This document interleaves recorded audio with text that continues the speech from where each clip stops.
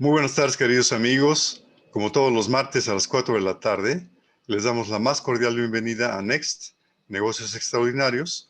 Los saludamos desde la Ciudad de México, Héctor García Chagoyán. Héctor, buenas tardes, ¿cómo estás? Buenas tardes, René, muy bien, gracias. ¿Y tú, cómo están? Muy bien, gracias a Dios. Acá desde Guadalajara, Jalisco, y también desde Guadalajara, Jalisco, está nuestro invitado del día de hoy, Guillermo Velasco, que ahora presentaremos, pero si te parece, Héctor, pues vamos con la oración. Empecemos con la oración. La oración a Nuestra Santísima Madre de Guadalupe.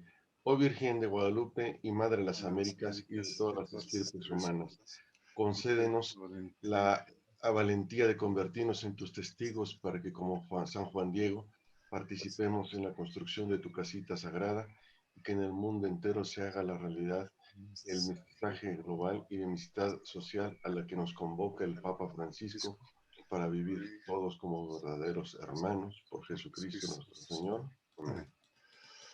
Pues amigos, un gusto estar con ustedes nuevamente. Les recordamos que siguen apoyando a Valora con estrellas para mantener esta maravillosa obra. Y también les recordamos que tenemos nuestro canal de YouTube, René Ortega HA, en donde podrán ver los programas que no hayan tenido oportunidad de ver en vivo. Y pues si les pedimos que si les gusta el canal, pues lo compartan con sus amigos, con su familia y que nos hagan favor de suscribirse al canal. Bueno, pues hoy estamos muy honrados. Está con nosotros Guillermo Velasco. Guillermo Velasco, muy conocido acá en Jalisco y en Guadalajara. Él es doctor en comunicación política por la Universidad de Navarra. Fue director general de Relaciones Públicas y vocero de la señora Marta Sagún durante el sexenio del presidente Fox. Y pues es un connotado, muy conocido periodista, no solamente a nivel nacional, sino internacional. Es colaborador de Mural, periódico del Grupo Reforma, acá en Jalisco. Y también es miembro participante del programa En Plural de Televisa Guadalajara y asesor político y por supuesto un hombre católico íntegro, esposo y padre de familia y además un buen amigo al que le agradecemos mucho que esté con nosotros el día de hoy. Bienvenido, Memo. Gracias, pues un placer, muy buena tarde a todos. René, Héctor, pues realmente una gran oportunidad de estar aquí con ustedes, un verdadero privilegio, les agradezco mucho, muy buena tarde. Bueno, y el día de hoy se nos vienen acercando las elecciones, falta algo así como un mes. Entonces, el día de hoy invitamos a Guillermo porque creemos que él nos puede dar pues muchas luces respecto a nuestro voto. Y el tema del día de hoy, por lo tanto, del programa le hemos puesto como título Frente a las elecciones, principios y criterios para votar como Dios manda. Héctor. Así es. Pues, Bueno, pues como tú lo mencionas, queremos hacer un análisis para reflexionar bien la votación, eh, pero quisiéramos tomar como referencia el documento que la Conferencia Episcopal Mexicana dio el día 6 de mayo pasado en un mensaje que se llama Elegir con libertad para exigir con responsabilidad. Entonces, si me permiten, yo quisiera leer el primer párrafo en donde hacen una análisis de inicio dirigido a todos los hombres y mujeres de buena voluntad. Dice, estamos enfrentando una época de enormes desafíos en el que el bien común nos exige asumir de forma consciente y comprometida nuestras responsabilidades cívicas y políticas. Y quisiera detenerme un poquito dentro de esta oración en la palabra desafío, porque el desafío es la alternativa o es lo opuesto a la amenaza. Y es muy importante aquí analizarlo, porque ellos dentro de esto están sugiriendo que esta circunstancia debe apelarnos personalmente a una respuesta, a una responsabilidad.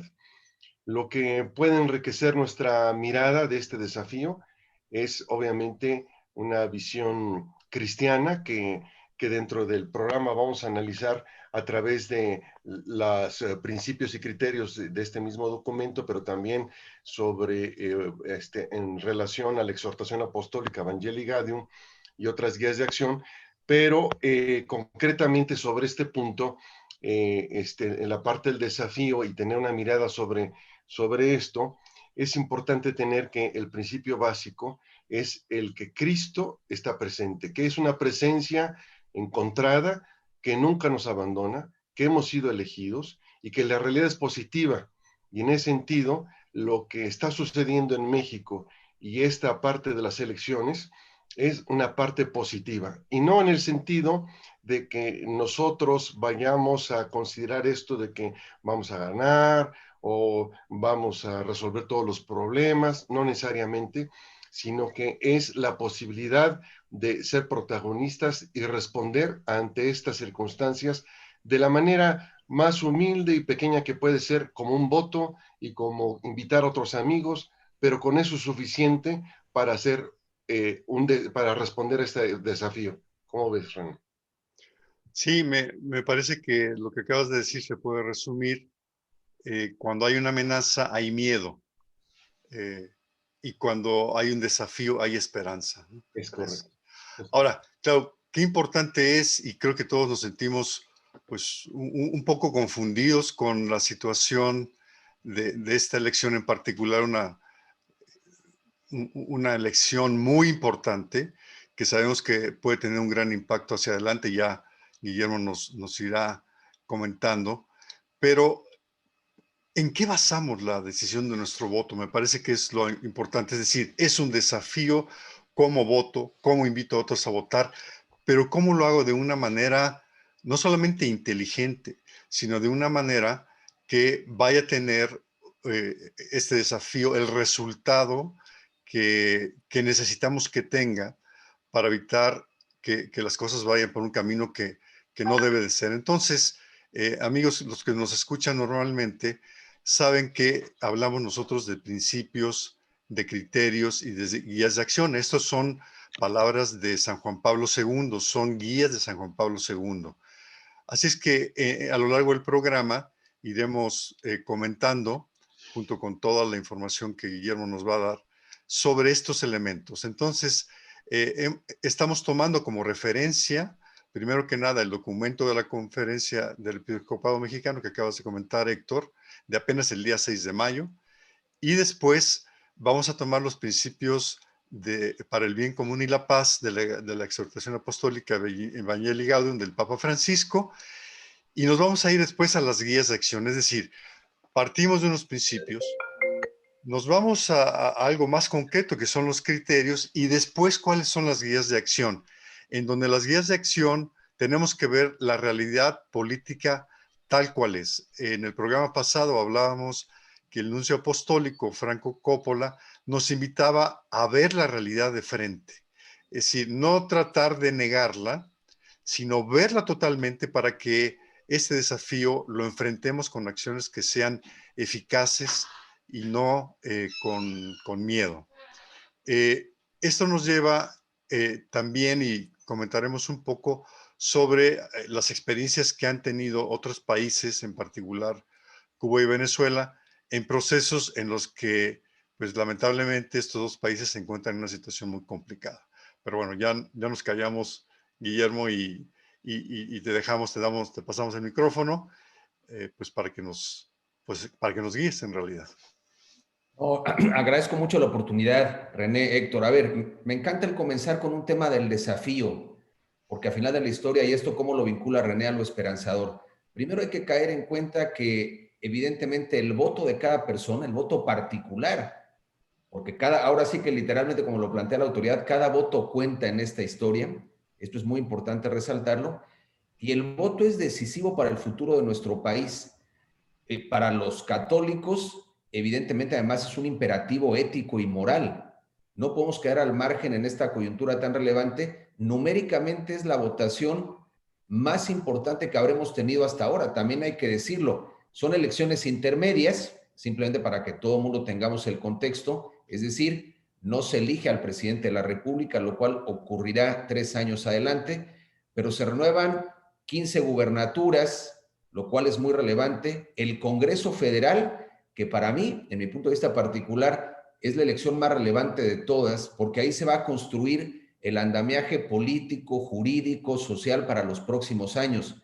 Entonces, el equilibrio político en el Congreso es algo fundamental y eso está en juego. Por supuesto, los congresos locales, porque también yo quisiera aquí reflexionar con ustedes que esta elección no va de una elección solamente nacional, sino elecciones en cada territorio que tendrán que responder justamente a las necesidades en cada lugar. La construcción de la agenda del bien común se hace localmente y todo va sumando para un bien generalizado. Y por supuesto se elegirán alcaldes y la figura del alcalde es muy importante porque es la figura más cercana en términos de servicios y finalmente de esto va el bien común, el atender a las personas en lo más necesario, la seguridad, la salud, la educación. Lo demás, que también hay que decirlo claramente, en ocasiones vemos planteamientos políticos que en nada se corresponden a lo que quiere la gente. Pero ojo, porque la voluntad de quién queremos que nos gobierne está en nosotros. Eso es lo relevante. Si nosotros votamos adecuadamente por personas que tengan capacidad, por personas que tengan integridad, no solamente capacidad, por personas que tengan principios, evidentemente esto se verá en una u otra medida reflejado en la calidad de gobernantes que tengamos. Pero entonces, evidentemente, quien no va a las urnas por flojera, por miedo, también hay que decir que este contexto es un contexto y por eso es muy importante promover la participación y animar y sembrar esperanza, porque, a ver, el contexto del COVID, también Héctor, René, no se puede desestimar. Hay preocupación, hay miedo, hay una situación económica muy difícil para muchos. La inseguridad se ha metido en las campañas.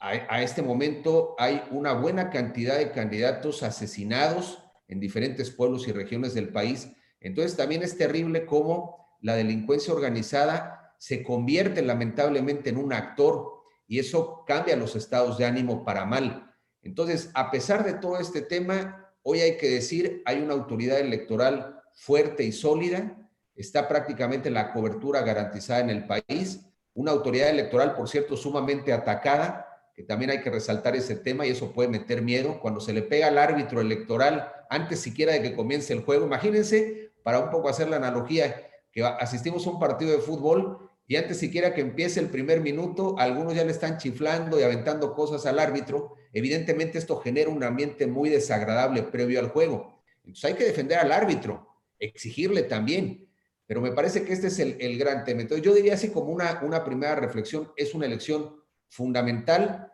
con gran confusión, no solamente por lo que refería del COVID, sino por la gran oferta electoral que hay, en donde de pronto el ciudadano dice, oye, yo no sé a qué atenerme. También porque hay campañas que iniciaron con gran frivolidad de candidatos que lo que buscan es diferenciarse y posicionarse para tener notoriedad, ni siquiera para contarnos su propuesta. Si hoy revisamos, son muy pocas las propuestas serias y sensatas y ante una, ante una oferta tan grande, esto dificulta para el ciudadano común y corriente como somos nosotros el hecho de decir qué conviene más, fulano de tal, fulana de tal, en determinada posición. Está el tema del voto cruzado, por ejemplo, también decir, oye, yo puedo elegir para alcalde a una persona y a lo mejor para diputado a otro porque me satisface más lo que está planteando. En el caso de los gobernadores, que suelen ser las elecciones más atractivas, bueno, ¿por quién voy a votar? Comúnmente esas elecciones muy potentes, las de gobernador, suelen ser también una locomotora para jalar votos para los candidatos a diputados federales. La gente se pregunta, ¿qué hace el diputado? Algunos lo ven como un Santa Claus que llega y reparte cosas, pero lo que también hay que dejar muy en claro, que el legislador que vamos a elegir en nuestro distrito, y yo haré la reflexión, ¿conoce usted que nos está escuchando en esta tarde de martes? ¿Quién es su candidato primero? ¿Quién es el diputado que hoy lo representa local y federalmente? Si no lo sabemos, mi primera reflexión sería que hay que enterarnos, que es a lo que están también invitando los señores obispos en el país, es para que ese desafío en realidad se lleve a cabo y se materialice, lo primero es enterarnos. Esa es la primera obligación cívica, enterarnos, contrastar, comparar, y ya no se diga a ver si los diferentes aspirantes reúnen o se comprometen con temas torales en la agenda del bien común, la vida, la familia, la defensa de las libertades, porque no podemos disociar. Un político, a final de cuentas, tiene que serlo en su vida privada, en su vida pública, en la forma en que legisla, en lo que propone. Entonces ya con este, digamos, como marco introductorio, René, Héctor, pues me parece que tenemos que caer en cuenta que lo que vamos a ejercer, hay quien puede decir, bueno, ¿qué es un voto más? Oye, pues yo en la realidad me quedé en casa, el clima no estaba como yo lo estimaba, pero literalmente esa ausencia nuestra en el día de la elección, evidentemente cambia las condiciones.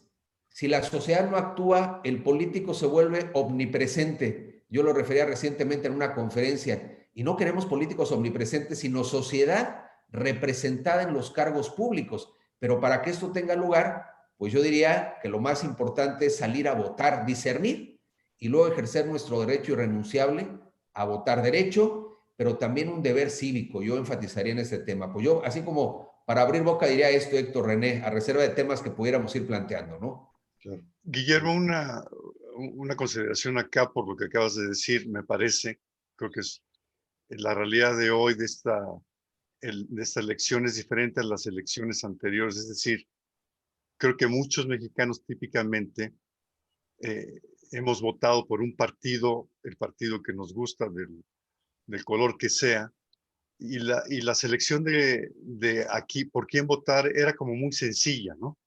Yo veo los principios, los valores de ese partido y he votado por ese partido.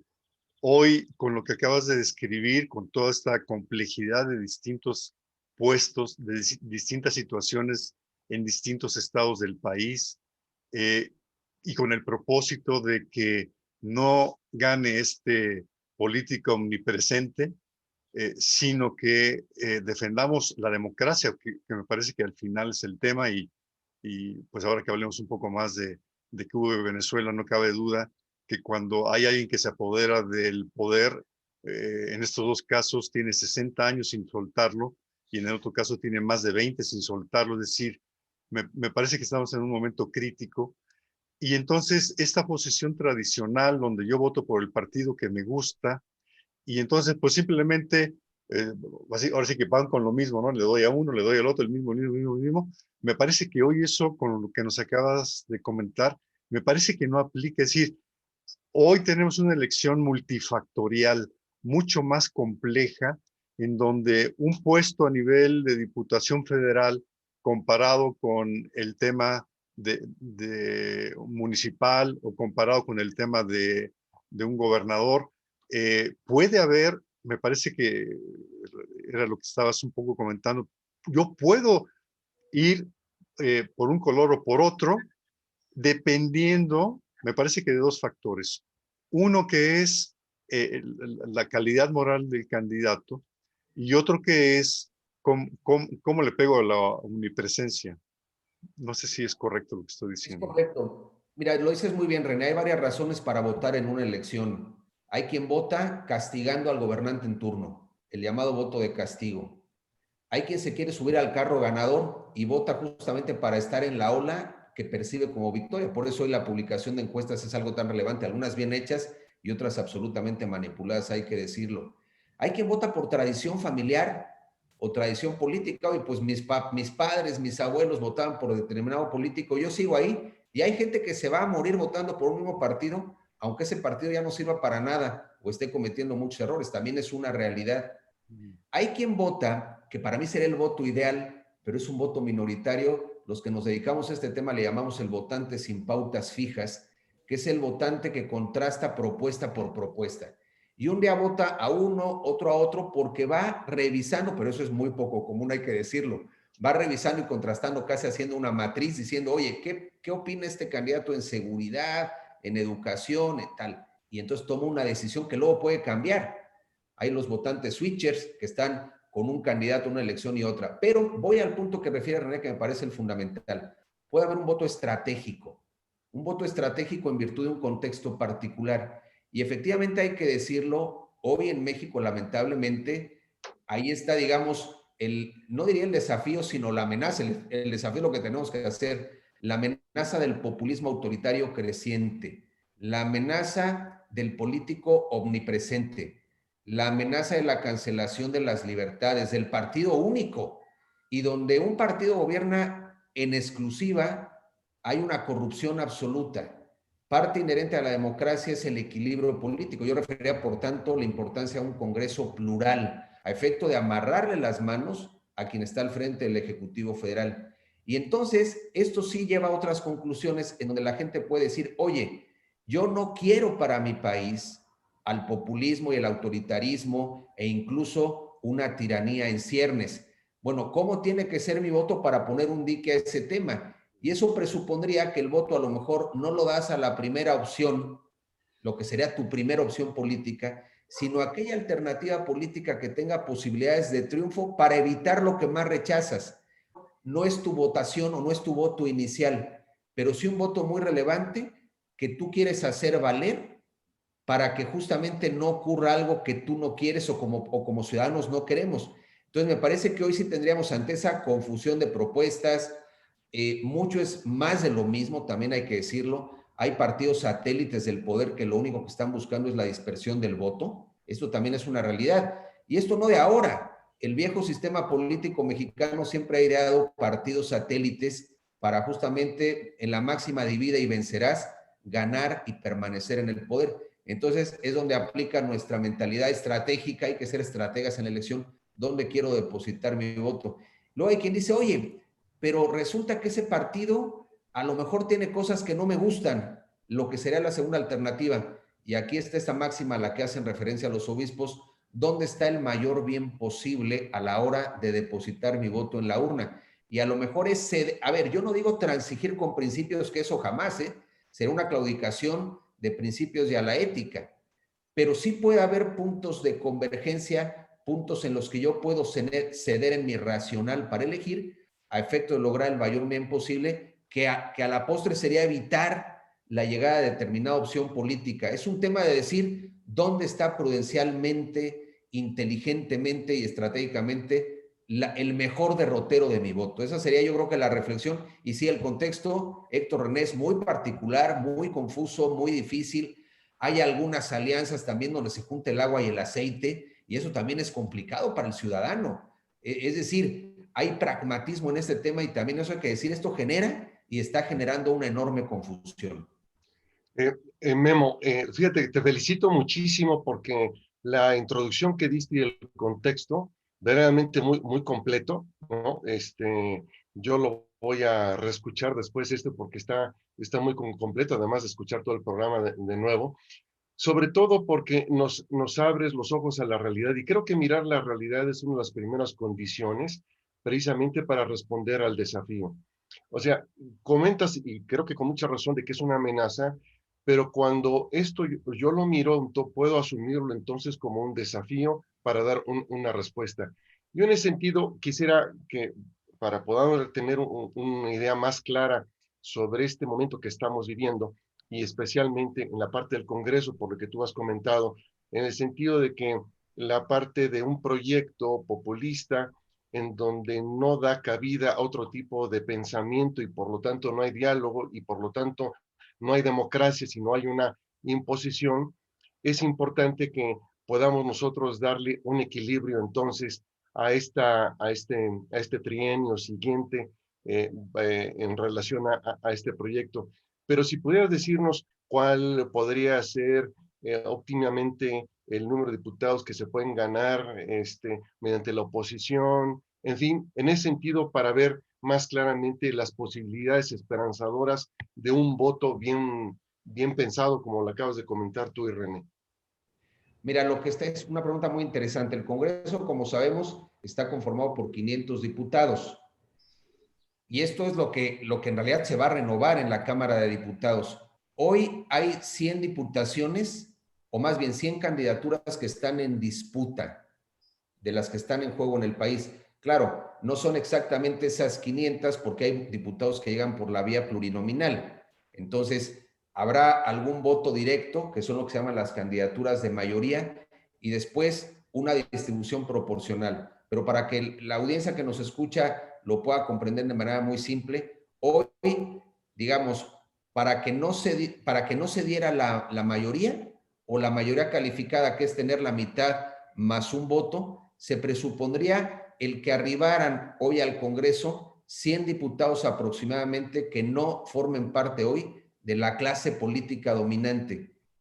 Y efectivamente hay como 100 distritos aproximadamente en el país en disputa. Cuando digo en disputa es donde hay un margen de más o menos 5%, en donde efectivamente el partido mayoritario hoy tiene, cuando hay ese diferencial hay posibilidades de ganar o de perder la elección.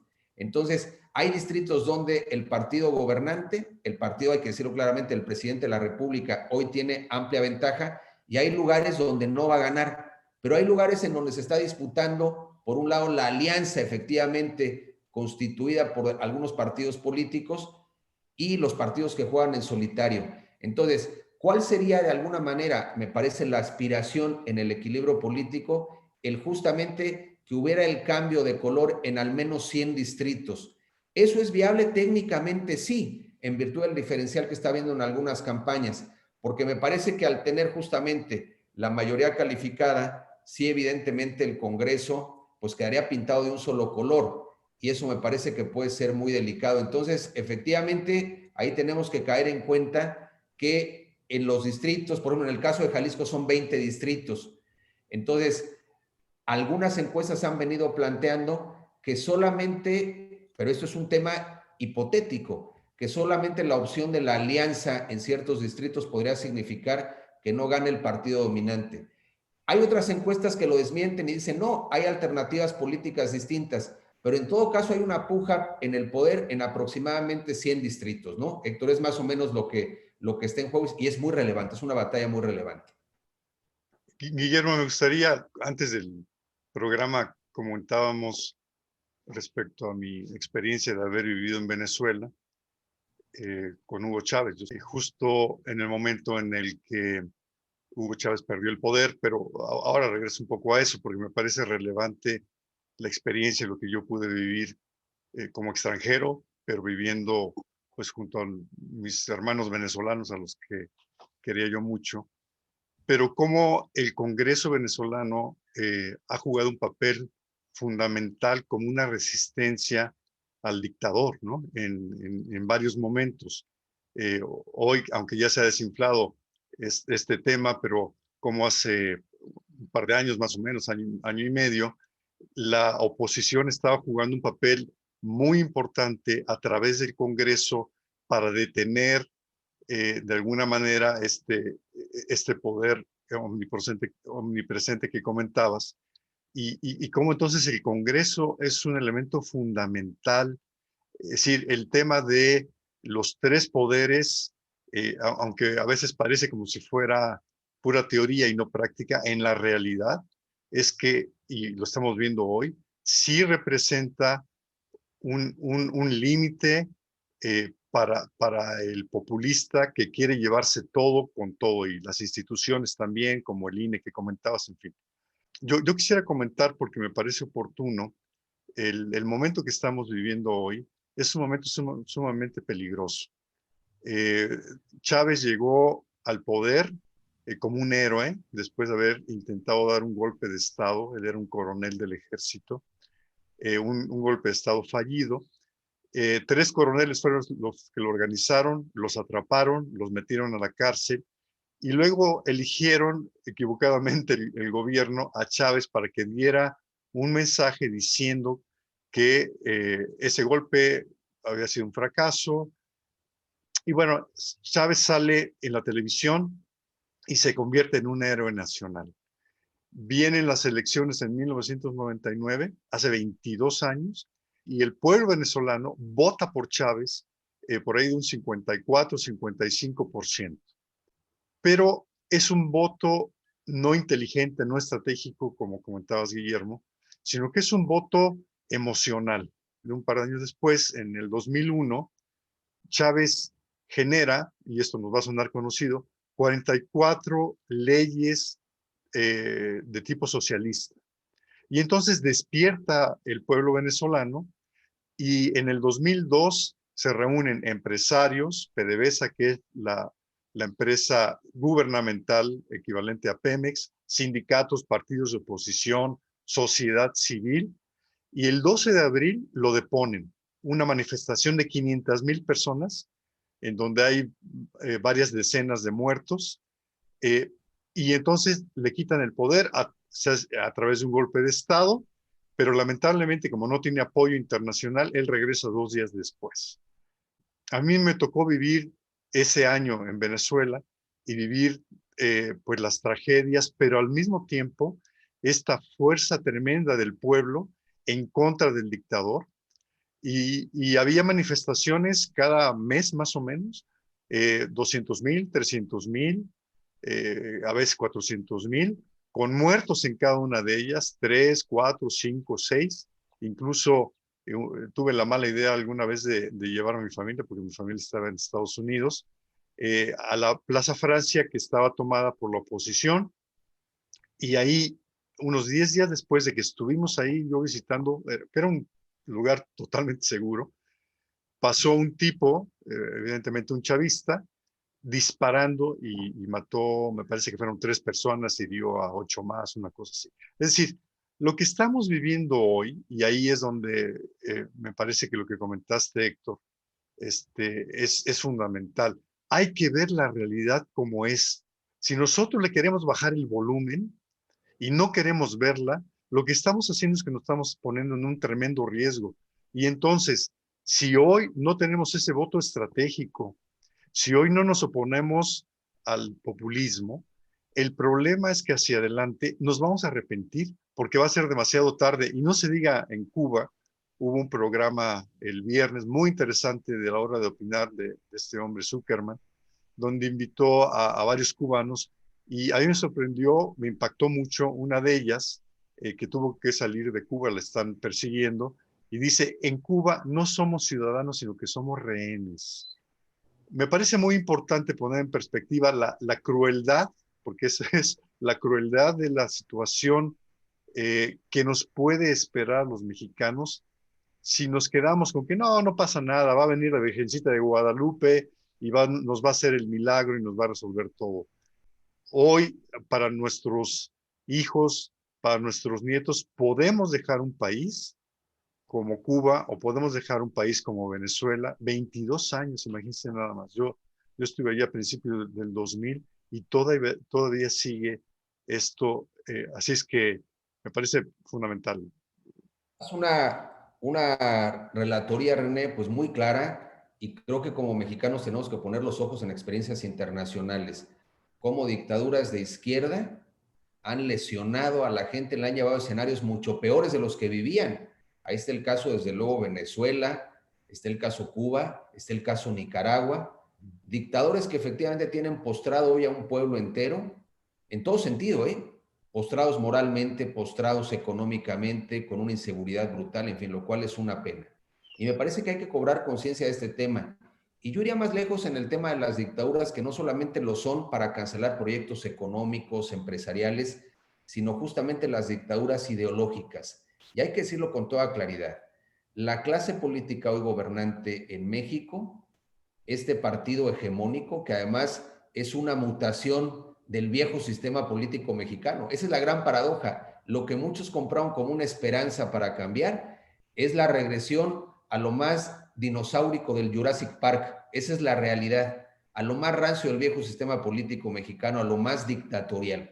Eso es ante lo que estamos, pero con un componente adicional ideológico. Las leyes que contravienen la vida, ¿no? Que atentan contra el derecho del no nacido a nacer, que respetar ese derecho es lo más progresista que pueda haber.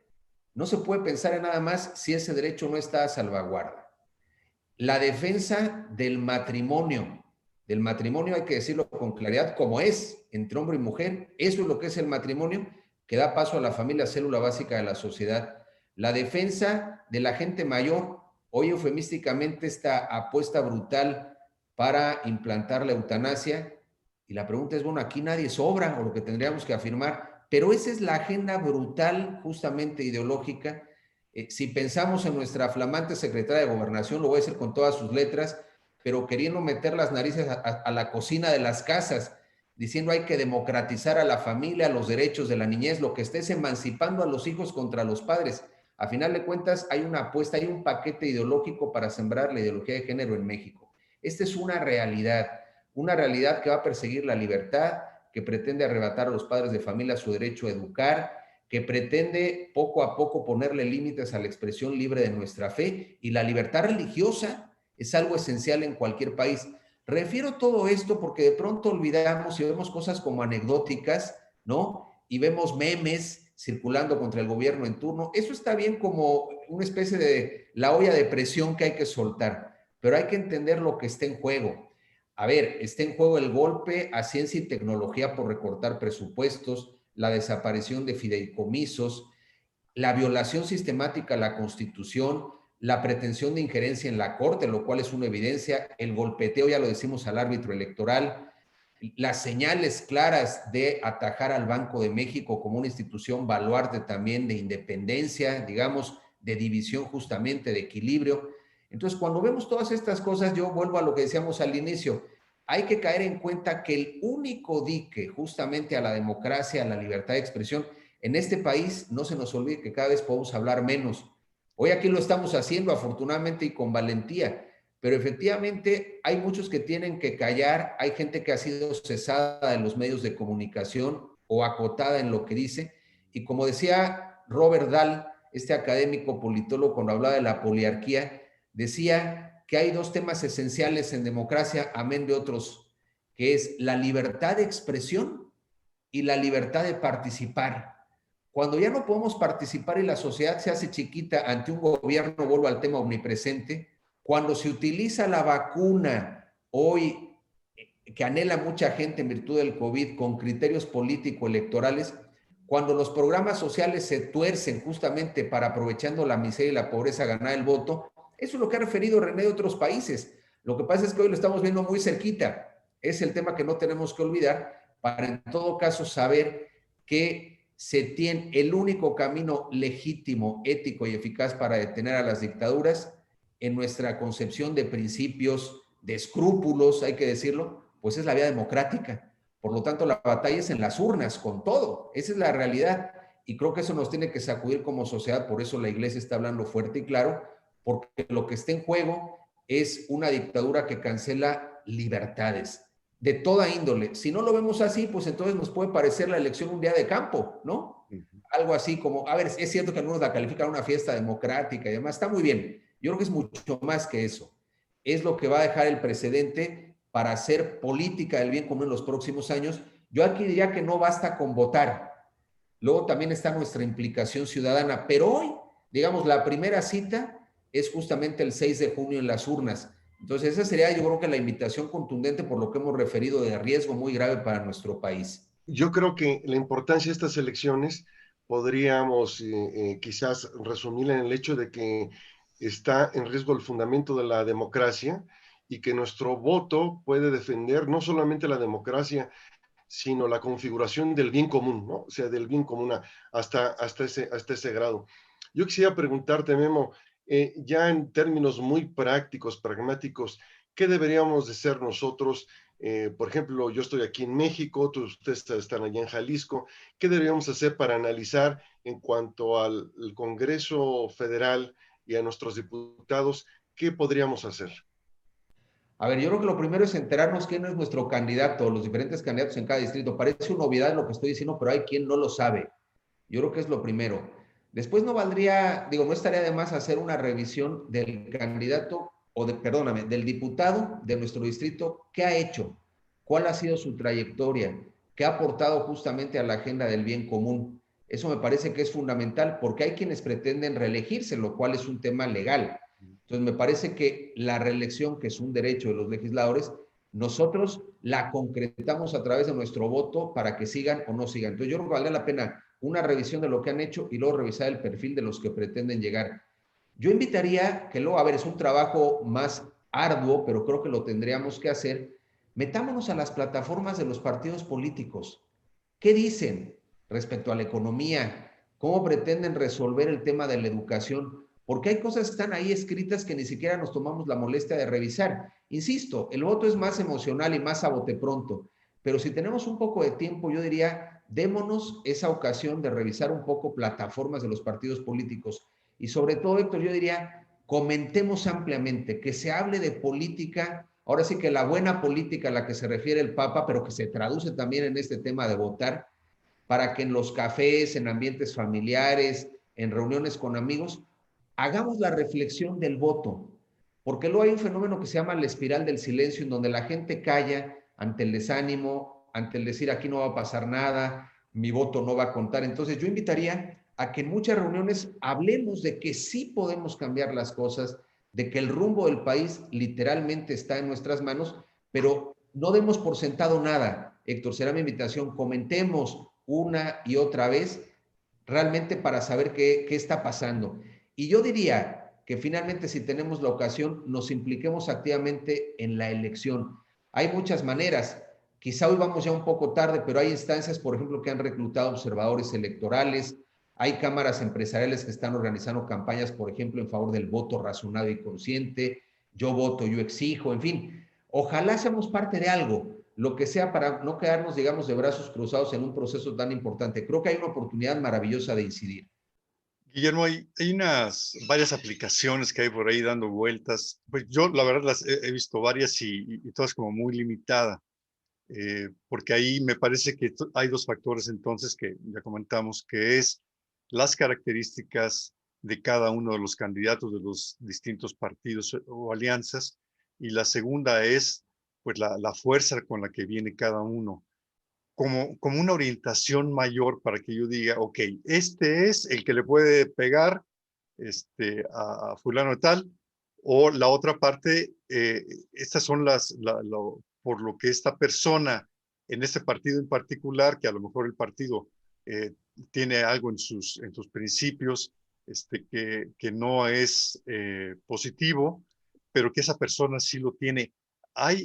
¿Tú recomiendas algo que, digamos, tratando de bajar los criterios antes de dar un voto y efectivamente que este voto sea un voto inteligente, conforme al discernimiento cristiano que nos invitan los obispos? ¿Qué nos recomiendas en ese sentido? Mira, hay una plataforma Saber Votar, que en realidad esa más que orientar lo que sería el voto inteligente, el voto útil, un poco es como una disección muy clara de en determinados principios dónde está comprometido el candidato en materia educativa, en materia de su postura respecto al aborto, su postura, por ejemplo, respecto al consumo de drogas o particularmente legalización de la marihuana. Eso merece la pena para hacernos una idea. Yo miré con más tiento en las plataformas que hay varias, votointeligente.org, por ejemplo, pero la verdad es que estas, como el voto inteligente también es una estrategia de algunos partidos políticos, el tema es dependiendo lo que consumamos como plataforma, pues evidentemente hay quien te va a poner arriba a alguna fuerza política que a otra. Mi recomendación puntualmente de las plataformas, René, a ver, van a empezar sobre todo a partir de, bueno, de esta semana que está corriendo a finales, digamos hoy que es martes, yo estimo que miércoles, jueves de esta semana y la próxima empezará una avalancha muy importante de encuestas. También es cierto que aquí es complicado porque hay de encuestas a encuestas. Yo no quisiera descalificar a ninguna. La verdad es que no, porque finalmente hay muchos colegas trabajando en esto. Pero yo creo que sí valdría la pena que quienes quieren realmente orientar su voto y pues se fijen muy bien cuál es la tendencia de quienes van arriba en las encuestas que próximamente se van a publicar. Esto es muy importante porque ahora es cuando todo el mundo pedirá, tengan o no posibilidades. Ya, veremos candidatos sin ninguna posibilidad, literalmente que dan ternurita, pidiendo el voto inteligente para ellos, ¿no? Diciendo, no desperdicies tu voto, vota por mí. Cuando votar por ellos sería exactamente eso. En realidad, no aplicar el voto estratégico. Es efectivamente el voto a una fuerza que alcanza, una fuerza de segundo lugar que alcanza, y que al depositar el voto ahí yo evitaría que la opción que va a ganar, si no quiero que esa opción gane porque representa el populismo, pues no gane. Entonces es ceder incluso a mi posición inicial. Y el mejor indicador van a ser más que plataformas que pueden ser no claras, la publicación, la tendencia que marcan encuestas distintas para entonces sí tomar una decisión final. En el caso de algo, una alcaldía, o en el caso ahí de un gobernador, pues ahí sí convendría más analizar, como tú dices, ya a nivel práctico su capacidad técnica y esto, ¿no? A nivel local porque lo conocemos por su trayectoria, pero sobre todo su pensamiento, su sinceridad, su aproximación con la población, con los más necesitados, pues a lo mejor ahí en ese caso sí valdría la pena también dar el voto distinguido, ¿no? En el Congreso Federal, sobre todo porque ahí en realidad nos jugamos el Congreso para todos los mexicanos, el andamiaje jurídico y político para todo el país. Pero efectivamente, cada quien en el lugar donde esté sabrá las necesidades del municipio o en el caso del estado, las necesidades que hay para un estado determinado. Y ahí efectivamente puede haber una persona que tiene las características, capacidades y trayectoria y que más convendría o mi voto convendría que fuera por él. Oye, pero no se corresponde a quien estoy votando para el Congreso Federal, no importa. O sea, no tenemos que votar necesariamente como si fuera un combo. Ahora, también es cierto que muchas veces los candidatos a alcaldes y a gobernadores, las campañas, al ser más atractivas y comprensibles que las candidaturas a diputados federales, suelen marcar pautas, son como una locomotora. Entonces la gente ya vota todo un partido político en virtud de cómo votó por el gobernador o el presidente municipal. También una invitación razonable sería, a ver, diferenciemos el Congreso. Si en algunos puntos es coincidente con mi alternativa para alcalde, perfecto, pero si no lo es, no es que estés traicionando tu voto. A final de cuentas, el poder de tu voto puede tener, es como aquel que invierte en los negocios, puedes meter una lana en determinado proyecto y un dinero en otro, porque piensas que eso te da más rentabilidad. De tal manera que tienes toda la razón, o sea, diferenciemos y sobre todo pensemos también en las necesidades de nuestra propia localidad, porque eso hará que tengamos también un voto más ilustrado, sobre todo en el caso de alcaldes y sobre todo en el caso de los gobernadores. Tienes toda la razón en ese punto, Héctor. Me gustaría hacer un comentario en relación a los principios de la paz del Papa Francisco de Evangelii Gaudium. Uno de estos principios es la realidad contra la idea. Y el Papa dice que es una tensión bipolar, ¿no? Yo tengo una idea y tengo la realidad, pero mi idea jala muy fuerte y él habla de varios elementos. Habla por supuesto, del relativismo, pero habla también de los purismos, habla de los proyectos irreales y habla de los intelectualismos sin sabiduría. Creo que uno de los conflictos que tenemos los católicos en este momento es alguno de estos elementos, ¿no? Digamos, si es un católico, vamos a decir, no consciente, pues puede ser el relativismo, puede ser la emoción, como comentabas. A veces es el purismo, yo soy católico y entonces esta tradición que tengo de votar siempre por el mismo partido. Pero también están los proyectos irreales, ¿no? O sea, si yo voto por ese y va a perder, pues lo único que estoy haciendo es, pues como hablabas de los candidatos pequeñitos, desperdiciar mi voto que en el fondo beneficia al puntero, ¿no?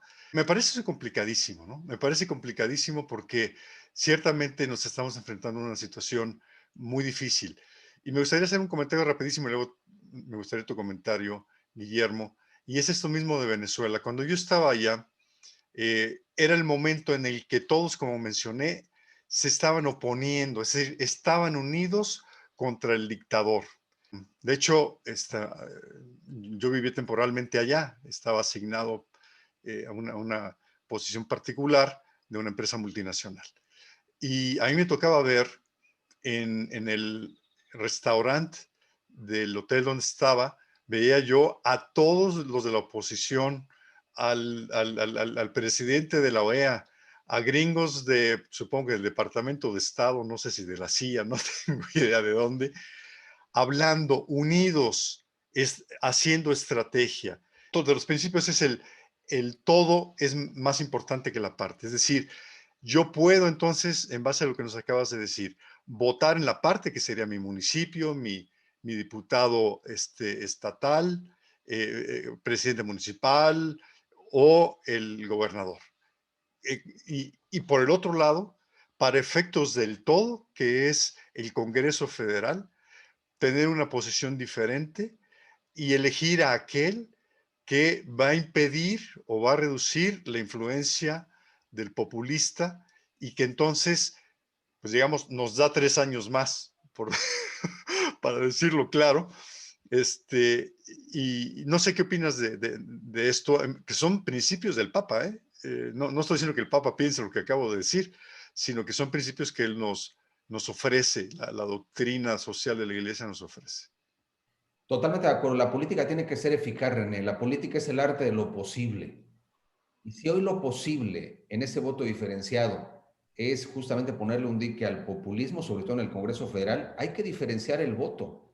Y efectivamente la gente con esto, alguien pudiera pensar, oye, estoy traicionando mis principios. No, estamos pensando en la lógica estratégica del mayor bien posible, no se nos olvide. Y esto es válido, es un discernimiento profundo cara a lo que más le conviene al país en este momento. Y yo sí pondría el énfasis en el Congreso Federal. Ahora, esto es confuso sin duda alguna, porque efectivamente hay quien estaba acostumbrado a verlo todo en un solo paquete, lo cual también era lógico, o quien estaba acostumbrado y que también se valía. Hubo campañas testimoniales que no son despreciables en el pasado, en donde tú estabas a muerte con un candidato, así votaran por él 3 personas, y era válido en virtud de que tú coincidías plenamente con sus principios. Y yo no desestimo, lo digo con claridad, campañas muy valientes de personas muy congruentes que van a levantar muy pocos votos, lamentablemente. Lo tengo que subrayar. O sea, ¿merece la pena lo que están haciendo en congruencia? Ciertamente sí. Pero también volvemos al punto, ¿qué está en juego? La política, o sea, el olfato político del ciudadano nos tiene que llevar a decir qué está en el ambiente, cuál es el contexto, cuál es la amenaza, porque si no seguimos operando con las reglas de un juego que ya pasó y hay que jugar en este juego. Y en este juego que estamos jugando, lo que está en juego, perdón el juego de palabras, es la democracia, son las instituciones y eso presupone votar de otra manera. Es una jugada como de ajedrecista la que tenemos que dar, pero cada ciudadano, cada votante, y eso en lo absoluto contraviene ese planteamiento muy claro del magisterio y del Papa en el sentido justamente de participar, no solamente activa, sino eficazmente.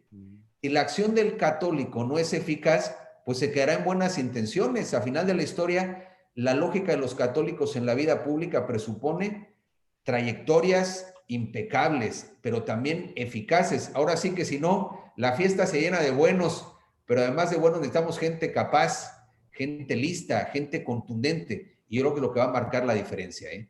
Yo quisiera también hacer un llamado en continuación a lo que tú has dicho, mi querido Memo, René, en el sentido de que nuestra participación y el número de gentes que vayamos a votar es muy importante que sea grande, porque el dinero que se invierte, la movilización a través de grupos, muy específicamente aquí en la Ciudad de México, no sé qué tanto existe ahí en Jalisco, pero aquí en la Ciudad de México existen programas sociales y existen a través de los servidores de la nación, formas a través de la cual están viniendo aquí a las casas preguntando por quién vamos a votar, para hacer un censo y sobre esto pues ir dirigiendo los esfuerzos tanto de apoyo social como de como compra de voto. Entonces, la mayoría, estoy seguro que no vamos a ser rehenes y no vamos a caer dentro de esto, pero necesitamos, por lo tanto, salir a votar, porque si no, esta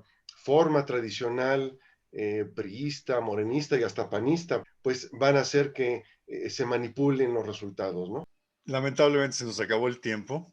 Guillermo, te agradecemos mucho. Yo no sé si nuestros amigos que nos escuchan quisieran que hiciéramos una segunda fase de este programa, se los dejamos a ellos, porque me parece que es muy interesante y hay muchos temas más que tocar. Te agradecemos muchísimo tus conceptos que son muy clarificadores, al menos creo que a Héctor y a mí nos dan muchos elementos. Y amigos, pues les agradecemos mucho haber estado con nosotros.